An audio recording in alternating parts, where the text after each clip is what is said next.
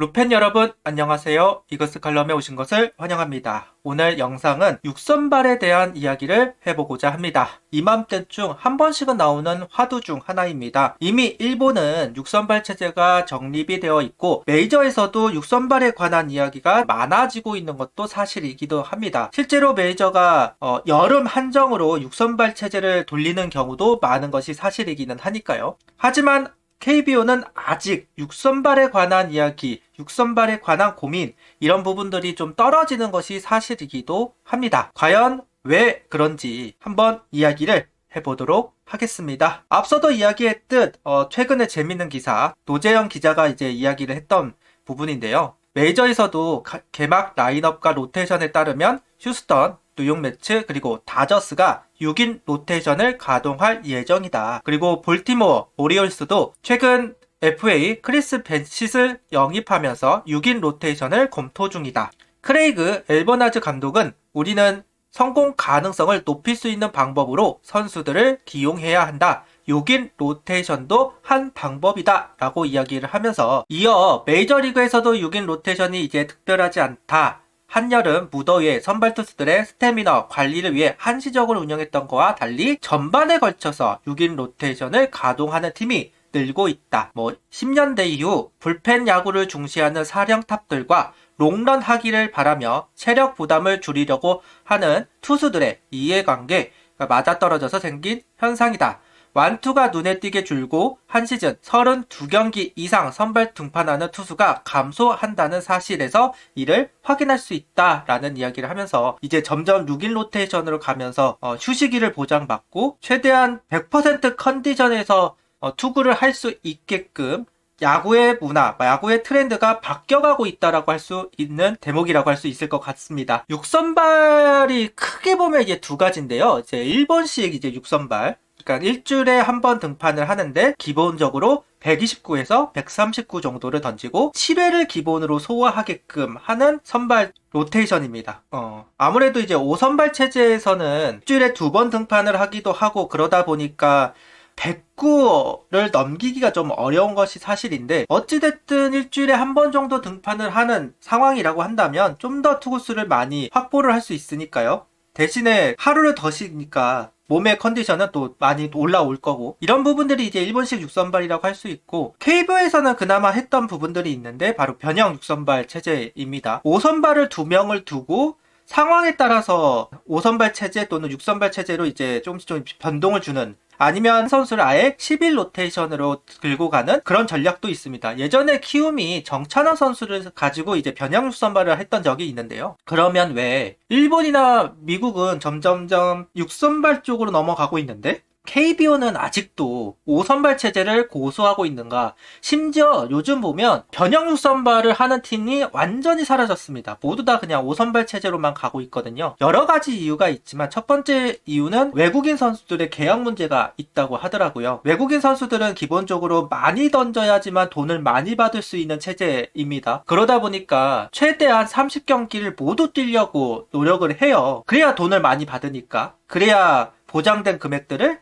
모두 챙길 수가 있기 때문에 외국인 선수들이 이제 우리 선수처럼 대우를 해야 되고 그렇게 인식을 해야 되고 그렇기는 하지만 실질적으로는 용병이라고 할 만큼 돈을 보고 오는 선수들이 이건 사실이단 말이죠. 물론 이제 메이저를 가기 위한 발판도 있겠지만 어쨌든 마이너리그보다는 돈을 더 많이 주는 리그이기 때문에 어느 정도 돈을 생각 안 할 수가 없고 특히나 28살, 30살을 넘어가는 상황에서 돈을 좀 만져야 하는 그 나이대에 마이너를 전전할 수는 없기 때문에 그런 부분들 때문에 리그에 오는데 만약 6선발을 한다고 하고 등판 기회가 줄어든다면 그렇게 외국인 선수들은 좀 반갑지는 않을 거고 예를 들면 로테이션을 좀 지켜줘라 4일텀 5일텀 그런 거를 좀 지켜달라 이런 것도 있을 거고 퀄리티 스타트를 했을 때 그 횟수만큼의 그 찾아가는 옵션도 있을 테고요. 어쨌든 그런 부분이 이제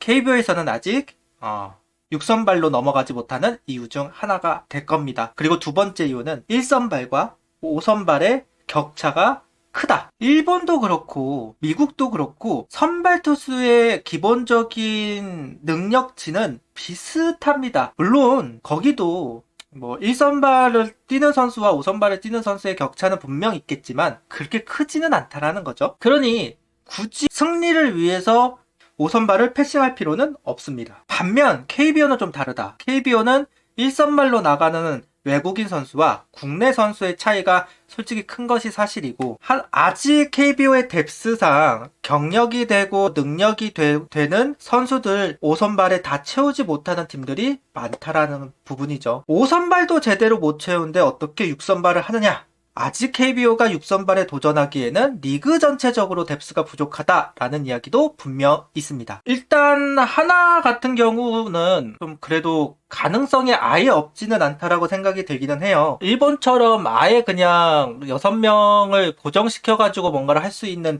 뎁스인가라고 할 때는 좀 의문점이 있기는 한데, 어쨌든 하나는 4명의 선수가 메이드가 되어 있는 상태죠. 외국인 2선수와 문동주, 류현진 선수. 퓨처스에서 6선발 체제를 한번 테스트를 하기는 했습니다. 화요일 날은 김기중, 수요일 날은 황준서, 그렇게 이제 요일별로 아예 선발을 정해놓고 한번 테스트를 하기는 했습니다. 아마 6선발 체제를 테스트를 한 케이스가 하나가 유일하지 않을까라는 생각이 드는데, 효과적이었느냐라고 물어보신다면 그 효과를 확실하게 보지는 못했던 것 같아요. 아무래도 김기중 선수도 그렇고 황준서 선수도 그렇고 바로 뭐 1군에 올라가기도 했었고, 또한 이게 퓨처스 같은 경우는 지금은 뭐 울산이 이제 들어와서 이제 평행이 이루어질 텐데 팀 수가 조금 안 맞잖아요. 10개 구단에 상무가 있는 상태였기 때문에 경기가 없는 날이 있습니다. 조금은 테스트를 하는데 부적합했던 것도 있는 것 같습니다. 이번에 그래도 올 시즌 같은 경우는 팀 수가 평행이기 때문에 그래도 좀 더 이제 6선발에 관해서 테스트를 하고 어느 정도의 효과를 있는지를 확인할 수 있는, 아니면 변형 6선발로 가져갔을 때 어떻게 될 거냐, 이런 부분도 뭐 알아볼 수는 있지 않을까라는 생각은 들기는 합니다. 어쨌든 하나는 6선발 체제에 대해서 조금은 더 열려있는 것으로 보여지고 테스트를 하려고 하는 것 같습니다. 예전에 최원호 감독도 6선발을 하고자 했었어요. 결국은 안 했었는데, 미국이나 일본이나 그런 트렌드적으로 좀 더 앞서 나가기 시작하면 결국은 KBO는 따라가게 되어 있으니까 지금부터 조금은 연구하고 대비하고 테스트를 할 필요는 있기 때문에 구단에서는 좀 움직이고 있는 것으로 보여지기는 합니다. 일단은 이제 6선발로 가져갔을 때 그 5선발, 6선발에 들어갈 수 있는 선수들, 여기에 이제 명단이라고 할 만한데요. 뭐 정우주 선수, 박준영 선수, 왕혜청, 황준서, 엄상백, 이상규, 이번 멜버른전에서 멀티이닝을 소화했던 선수들입니다. 여기에 뭐 윤산읍 선수도 멀티이닝을 소화하기도 했었고, 아시다시피 조동우 선수도 선발 가능성을 보여준 선수이기도 하잖아요. 여기에 이제 2군에서도 배민서 선수나 정희왕 선수, 선발 가능성이 있는 선발로 기회를 받았던 선수들이 있으니까요. 어느 정도 하나는 6선발을 할 수 있는 토대, 뎁스 이런 부분들이 만들어져 가고는 있습니다. 그러니까 최원호 감독이 2군 감독 시절에 원래 육성 전략 자체가 롱맨을 키우는 거였어요. 롱맨을 키워서 선발로 보내고, 롱맨을 키워서 필승조로 보내고, 롱맨을 키워서 마무리로 보내고, 이게 이제 기본적인 투수들의 육성 루트였는데, 그러다 보니까 그래도 하나가 이런 부분에서는 조금은 장점을 보일 수 있다는 점. 여기 이제 아시아 쿼터도 또 하나의 화두가 되겠죠. 불펜으로 데리고 온다고 했을 때 좀 앞으로 나갈 수 있는 기회도 될 수가 있으니까요. 하나는 6선발을 가져갈 수 있는 뎁스 정도는 되는 것 같다. 아까도 말했다시피 1선발과 5선발의 격차는 크고 신뢰를 받을 수 있는 선발 투수가 아직은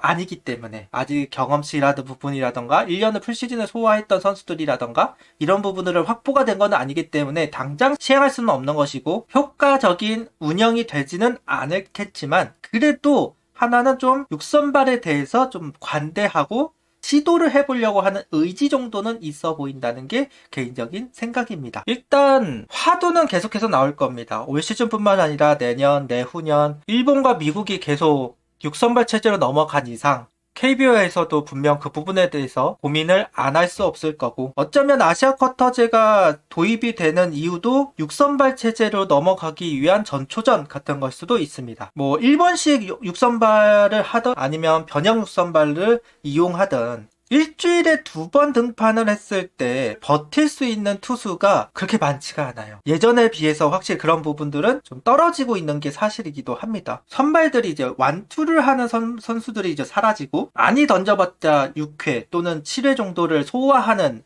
그쪽으로 이제 바뀌었기 때문에 아시아 쿼터젠을 명분 삼아 좀 육선발 체제 쪽으로 한번 생각해 볼 만하다.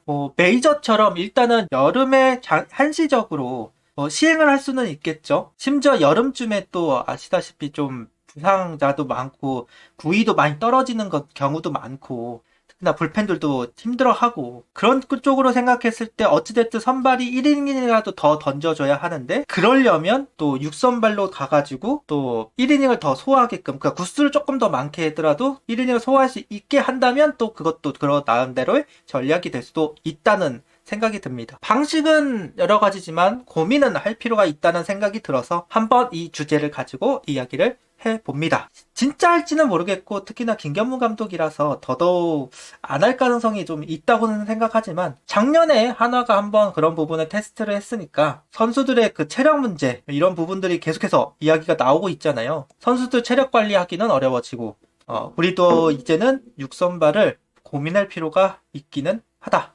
메이저가 여름을 잘 넘기기 위해서 6선발을 했듯이 그 정도는 할 수 있지 않을까. 한시적으로, 일시적으로 8월, 9월 너무 정말 더울 때 그때는 좀 시행할 수 있지 않을까 라는 생각이 좀 있습니다. 특히나 9월 넘어가면 또 확대 엔트리니까 좀 더 편하게 6선발을 더 할 수도 있지 않을까 싶어서 한번 이 주제를 가져와 봤습니다. 오늘은 여기까지 하고 가보도록 하겠습니다. 구독, 좋아요, 알림 설정 부탁드리며 영상을 봐주셔서 감사합니다.